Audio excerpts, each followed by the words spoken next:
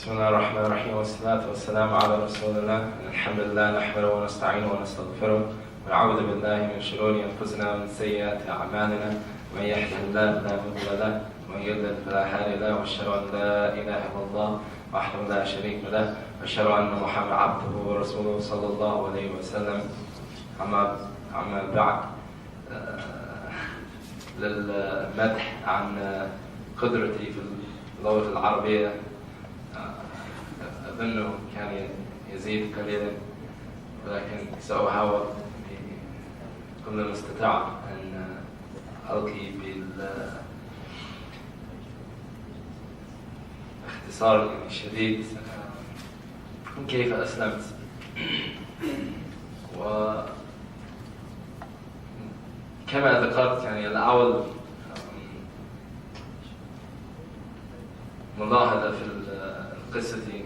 الإسلام كان في 11 سبتمبر. أنا كنت في الجامعة واتصل لي صديق لي وأخبرني بأن أحتاج أن أنظر إلى التلفاز، وفتحت التلفاز ووجدت أن البرجين في نيويورك كان يتحرك، ولذلك عرفت أن حدث شيء، ولكنني ذهبت الجامعة.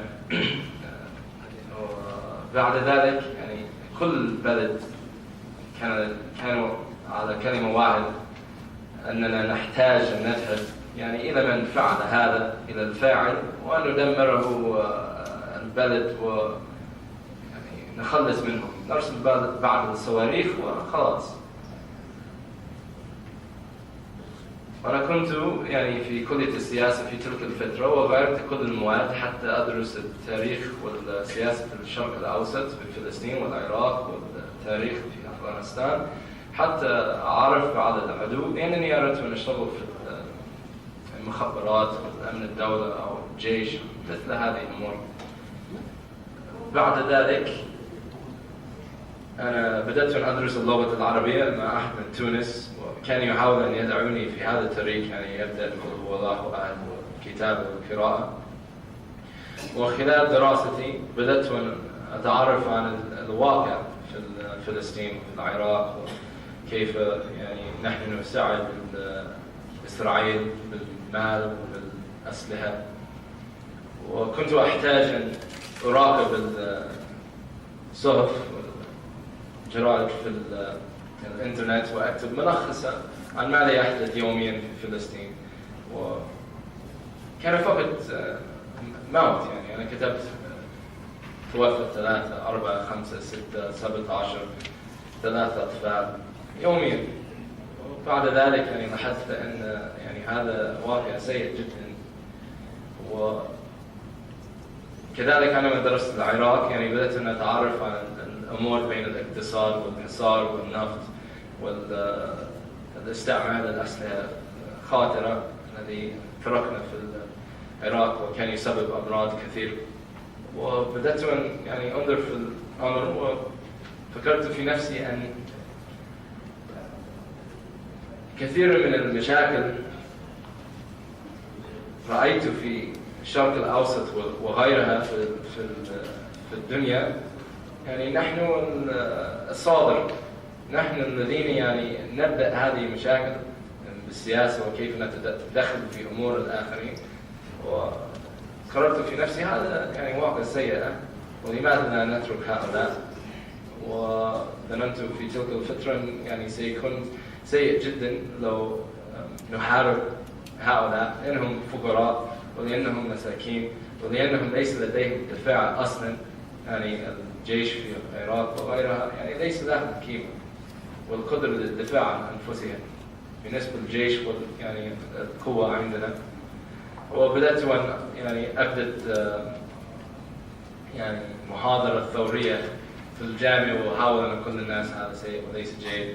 وبسبب ذلك دعت كثير من الأصدقاء، لأن أغلب البلد كان على القول أننا نحتاج أن نجد هؤلاء ونحاربهم ونقاتلهم بأي طريقة.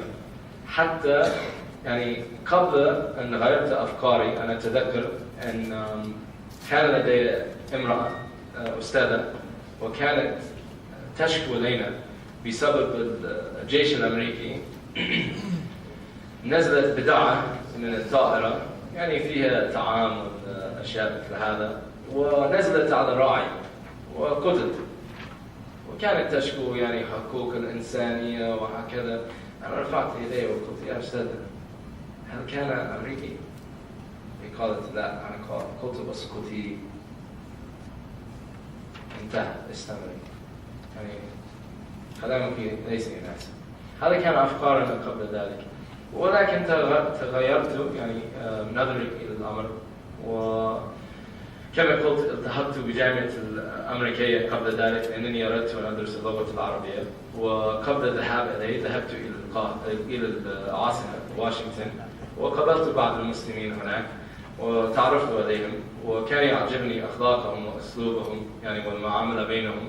كما لو ذهبنا إلى المطعم في أمريكا معروف أن كل واحد على حسابي، وعندما رأيت المسلمين كان يدفع بعضهم بعض يعني للآخرين ويسابق على من سيدفع، وظننت هذا رياء، ولكن ظننت في نفسي بعد الفترة أن الرياء يعني لا يرزق، لا تستطيع أن تدفع تدفع تدفع تدفع حتى الآخرين يكون ما شاء الله الرجل كريم، يعني هذا قد لا أستطيع. وفي النهاية رأيت كيف كانوا يتعاملوا مع المرأة، ورأيت أن بخلاف القول الغربيين أن المرأة في الإسلام هي يعني مظلومة وفي السجن وليس لديها يعني حقوق، رأيت كيف يتعامل معها كأنها أميرة في القصر، وبالعكس لديها يعني حقوق كثير. يعني حتى كنت أشرح يعني واقع المرأة في الإسلام لأحد الأصدقاء في أمريكا، وقلت لي الآن أنا أفهم، أنت المظلوم، أنت تدفع يعني حقيقة يعني لو نحقق الأمر أن امرأة في الإسلام لديها يعني قيمة كبيرة كما ذكر يعني النبي صلى الله عليه وسلم عندما سئل عن يعني الوالدين قال أمك أمك أمك ثم الأب. وبعد هذه يعني الأيام خرجت من الجامعة، ما كان لدي سكن، ما كان لدي عمل، ويعني كنت أجول بين الأصدقاء، وكان لدي صديقة كانت تستلقي تحت الشمس يوما، ودخلت في البيت مع الفراش وأنا نمت بها، لكن المشكلة أن دخل في البيت خشرة وعنكبوت شيء قبض علي بالليل، وفي الصباح وجدت العنان استخرجتها، ما كنت أفكر فيها. ثم يعني بعد فترة قليلة أو قصيرة وجدت أن كان لدي يعني علامة في الرجل والدائرة حولها مثل هذا يعني شديد الحمراء. وبالليل أنا كنت في فرح مع بعض الأصدقاء وما استطعت أن أتحرك الذراع، وقلت يعني لازم أن أذهب إلى المستشفى. ومن فعل تحليل هناك دخل حكم في السلسلة في الظهر، استخرج بعض المياه ثم تركوني. ويعني بعد ساعات شعرت بصداع شديد يعني مثل رأسي سيفجر، ورجعت القيد ورجعت إلى بيت صديق لي، ومكثت معه تقريبا 24 ساعة ما تحركت من الكنبة، لأنني شعرت كأن كل مرة أرفع رأسي يعني مثل رأسي سيفجر. أردت أن أقتل نفسي حتى أخلص من الألم. ثم قمت لأذهب إلى الحمام وسقطت على الأرض. أخذوني إلى المستشفى، وفي مستشفى كان يعطيني يعني دواء قوية جدا حتى لا أشعر بشيء، حتى لا أستطيع أن أتكلم، يعني لا أعبر عن جملة. وفي النهاية أخبروني أن التحليل الذي فعله الحبيب كان يستعمل حقن واسع قليلا، والمياه داخل الرأس يحافظ على المخ، كان ينزل من الظهر ويترك المخ يضرب الرأس. يعني هذا كان موقع لا علاقة لها في يعني كيف أسلمت، إلا بأن كان فرصة لي أن أفكر يعني لازم أن أغير كيف أمشي في الأرض قليلا. والأخ كان مسؤول عن السكن كان مسلم تركي، عرف عني من قبل بسبب الأصدقاء، يعني أخبره بأنني أسلمت مرة أولى. كان يدعوني دائما، ولكن كنت أرفض لأنني ما أردت أن أقرب المسلمين. ولكن في هذه الفترة قابلت الدعوة وذهبت معهم، وكان مناقشة وطلاب من بلاد مختلفة. ثم كان رجل مصري وكان يتكلم معي ويوصلني إلى البيت، وكان يقول: يا أخي كريم، أنك تحتاج أن تعرف إلى شيء، وهذا أن المسلم يعني ليس له ميزان على الإسلام، بالعكس الإسلام الذي يحكم على المسلم.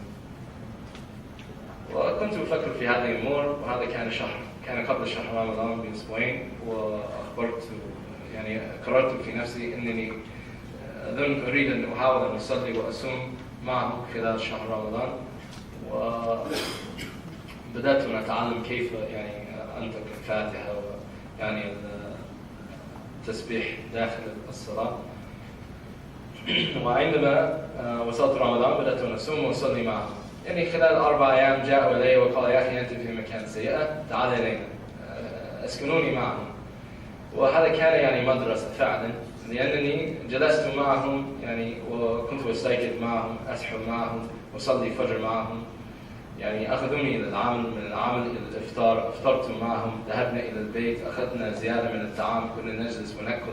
كان يتكلم عن السيرة والغزوات والصحابة، وكان مدرسة. لأن ملاحظة أن المرة الأولى التي أسلمت، يعني أنا أسلمت من أجل المسلم، ولو تسلم لأن محمد صالح تجد أن أحمد فاسق، وثم ستترك الدين كما فعلت. لكن في هذه الفترة كانوا يعلمونني العقيدة، ولماذا أخذ من الأدلة، ولماذا كيف المنهج. والشباب كان لين ورفيق يعني جميل. ولكن الرجل المصري يعني كان شديد، دائما في المنهج، يتكلم في المنهج، كان يتكلم بن باز والباني وعثيمين، كان شديد. أنا كنت لا أحبه. كل مرة ذهبت إلى الشباب كنت يعني أرجو أنه لن يحضر. كان يذكر النار وماذا سيحدث لو لا تدخل في الإسلام. وهذا حقيقة كان جميل جدا. كما ذكرت في القرآن أن الله سبحانه وتعالى دائما يذكر النار والجنة في نفس الوقت. يعني لن يجد في القرآن أن الله سبحانه وتعالى فقط يبشر الناس بجنة بدون تذكير النار. وفي نفس الوقت لديه هذه الشباب يعني يجعل جلسة لطيفة. كان جميل. أتى صلاة العيد، بعد العيد كنت جالسا في المسجد، شعرت كأن هذا بيتي، وكنت أرتاح فيها وأردت أن أجلس فيها. وصديق لي جاء وقال: لدينا دعوة من أحد الدكاترة في الجامعة ويريد أن نأتي إليه للفرح العيد. وقلت: جيد، يعني يريد أن نقابل المسلمين، أنا مسرور في هذه الفترة. ذهبنا ودخلت البيت وقلت: السلام عليكم. وما سمعت أحد يقول وعليكم السلام إلا الذي جاء معي. دخلت البيت وجدت الاختلاط، ووجدت النساء لا يلبس لبس يناسب ما في حجاب، بعضهم يشرب الخمر. كنا نريد أن نصلي صلاة المغرب، وجدنا الكلب تحت، والامرأة في البيت كانت تشيرنا إلى غرفة النوم لمكان للصلاة، وما كان لديها السجادة، وما سألناها عن القبلة. عرفنا يعني الواقع. ثم يعني أنا شعرت وصفا وأنا قلت لزميلي: يا أخي أريد أن أخرج الآن. وقال: جيد، أنا سأذهب وأحاول أن يعني أجد مجال أن نذهب. أنا كنت أجلس في المطبخ وشعرت وصفا، يعني كأن يعني دخلت في النجاسة. ثم يعني شرح الله صدري في هذه الفترة، والعبارة استعمل: كأنني رأيت الناس في أيديهم ذهب ويأكلون التراب. هؤلاء المساكين جاءوا من بلادكم إلى أمريكا، كان لديهم الإسلام وتركوها لأنهم يريد الحياة التي مشيت فيها يعني خلال 22 سنة، وإني أعرف بدايتها ونهايتها ونتيجتها، وأن لا قيمة لها أبدا. ثم نظرت إلى يعني الطريقة الثانية التي مشيت عليها خلال شهر رمضان، وقلت في نفسي يعني أن هؤلاء طيب، يجلس بعد الخير، يناقش الخير، لا يدخل في الفواحش والسيئات، ولا يفعلون هذا إلا لله، والعقيدة سليمة، لا يحتاج إلى شر، لا يحتاج إلى رياضة 3 5 6، فقط واحد، إلهكم واحد. وهذه أشياء معقول. وفي هذه الفترة لاحظت أن لدي أمامي طريقان، أما الإسلام أو الطريق الذي يريدون هؤلاء. وقلت في نفسي الحمد لله، أشهد أن لا إله إلا الله، أشهد أن محمدا رسول الله. آخر دعوانا الحمد لله والصلاة والسلام على رسول الله صلى الله عليه وسلم.